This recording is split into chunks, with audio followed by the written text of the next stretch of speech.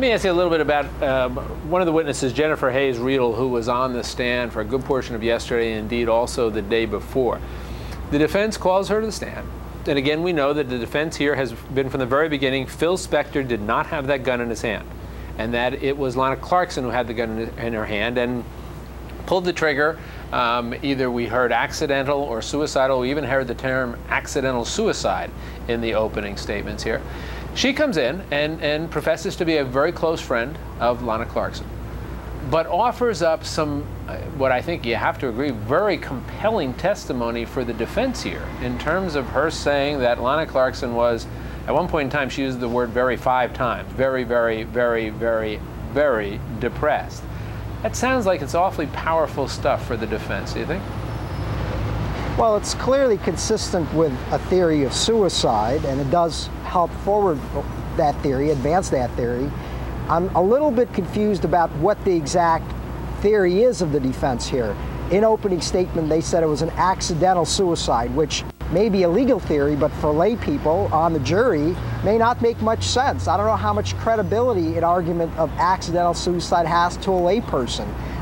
Maybe they're going to explore that more with future witnesses they intend to call, but while yes, there's this theory of suicide that's being advanced and how depressed she was over her love life, over her finances, over her career that seemed to be stalled, that kind of implies a suicide and an intentional act to take one's life.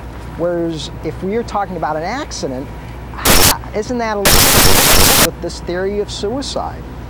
Do you think it hurts the defense not to have a single precise theory of the defense here? Or may it, in some ways, strategically be helpful to have a number of them out there that jurors could seize on one juror could seize on one juror could seize on another? I think while in a sense of, you know, I think ultimately the jury's going to try to reconstruct what happened inside that mansion in 2003. And I think if the defense puts on too many theories, suicide, accident, accidental suicide, it doesn't give the jury a story. It leaves a question in their mind, which is good for the defense because, again, as I said before, a tie, if the prosecutors present a compelling case, the defense presents a compelling case, a tie helps the defense. It's reasonable doubt, it's a not guilty.